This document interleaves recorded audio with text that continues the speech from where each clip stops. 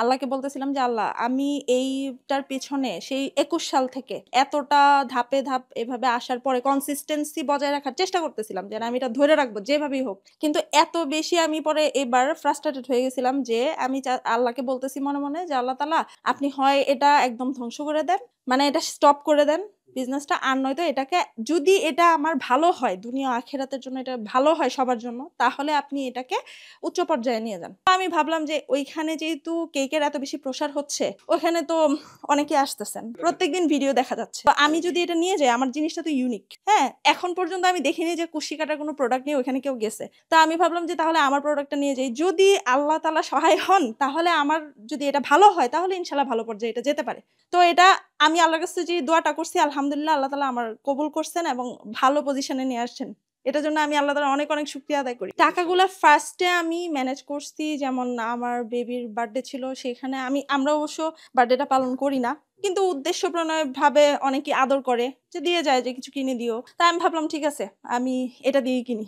যে দেখা গেছে যে আমার কাছে 2000 টাকা আসছে বা 3000 টাকা আসছে, যে একটা কিছু কিনো, ঈদের জামা কিনো, বা আমি ভাবতাম যে না আমার তো আছেই, আমি এটা কিনবো না, আমি ইনশাল্লাহ সুতা কিনবো সুতা কিনবো আর জুতা কিনবো, জুতার সোল কিনবো। ঠিক আছে, কারণ আমার উপরে যেহেতু কারো কনফিডেন্স নাই যে ও এটা করতে পারবে, এবং এই যে এখন পর্যন্ত এটা এভাবে চলছে। তবে হ্যাঁ, এখন এখন বলবো না, গত বছর থেকে আমার এটা টার্নিং পয়েন্ট একটু আলাদা। ওইটাতে আমার আম্মুর অ্যাপ্রিসিয়েশন আছে, হাজবেন্ডেরও বলা যায় আছে, মোটামুটি একটু একটু, খুব বেশি যে ঢেলে দেওয়া সেটা না। তবে এখনো আমাকেই হয়তো অনেকটা কষ্ট করে বুদ্ধি খাটিয়ে আরো ইনভেস্টর বাড়িয়ে তারপরে হয়তো এগিয়ে যেতে হবে। ভাবি আপনার এটা করতে হয় কেন, আপনি থ্রি পিস করেন, থ্রি পিস সেল করেন, হ্যাঁ এটা করতে হবে না। আমি কিন্তু বলতেছিলাম যে তোমরা আমার এখন এটা বলতেছো না, কোনো একদিন আমার কাছে মাইক আসলে আমি বলবো যে আমার কেউ অ্যাপ্রিসিয়েট করে না এটা নিয়ে। 80 বছর বয়সেও আমার নানু মাথার টুপি, মানে কুশি দিয়ে মাথার টুপি বানিয়ে বানিয়ে বলে এটা আমার শখ, আমি গিফট করব।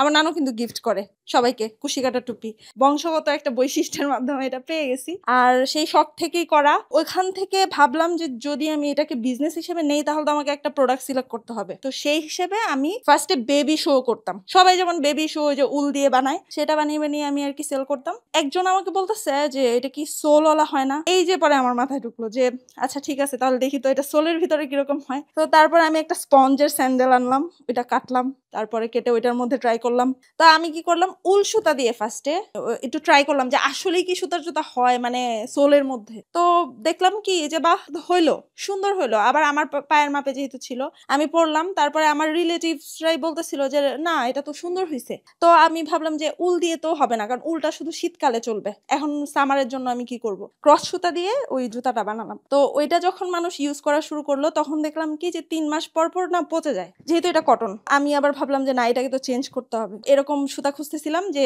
যেটা পচে না, 3 মাস কেন 6 মাস পরলেও পচবে না ইনশাল্লাহ। তো সেইটা খুঁজতে খুঁজতেই যে ভাইয়ার কাছ থেকে আমি আনলাম, ওই ভাইয়ার নামটা অবশ্যই আমার নিতে হবে, ওনার পেজ আছে সুতা কালেকশন। ওই ভাইয়া কিন্তু অনেক অনেক হেল্প করছে আমাকে।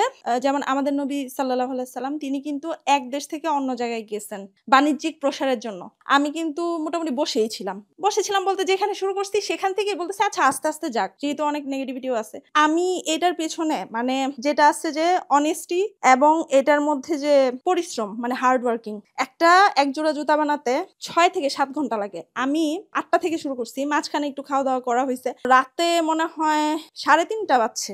আমি কিন্তু ওই যে এক বসায়, কারণ যেহেতু উনি পরের দিন চাইছে যে ব্ল্যাক কালার জুতাটা আমার কালকেই লাগবে, আমি চলে যাব এখান থেকে। তো আমি কিন্তু তাকে বসে থেকে, কারণ আমার কোনো কোয়ার্কাররা এই কষ্টটা আমার জন্য করবে না, আমার প্রোডাক্ট আমাকেই আমার করতে হবে, এটা আমার বাঁচানোর জন্য। তা আমি কিন্তু ওই দিন রাতেই বলা চলে ওইটা শেষ করে তারপরে ঘুমাইছি, এবং পরের দিন ওনাকে ওইটা ডেলিভার করছি, ওনার হাজবেন্ড। যেহেতু এটার মধ্যে অনেক বেশি নেগেটিভিটি ছিল, এই জন্য আমি এটা ভেরিয়েশন নিয়ে তো কল্পনাই করতে পারিনি, যা ছিল সেটার মধ্যেই চলছিলাম। কিন্তু এখন ইনশাল্লাহ আমার সর্বোচ্চটা দিব আমি, মানে যত ডিজাইন আমি করতে পারি ইনশাল্লাহ। আমি এটার মধ্যে যেহেতু আমি কনফিডেন্স পেয়ে গেছি যে আমার এই প্রোডাক্টটা আলহামদুলিল্লাহ ইনশাল্লাহ অ্যাপ্রিসিয়েট করা হচ্ছে, তাহলে আমি এটার মধ্যে সর্বোচ্চটাই আমি দিব, যতটুকু চিন্তা করে আমি এটাকে যত বেশি ভেরিয়েশন নিয়ে আসতে পারি।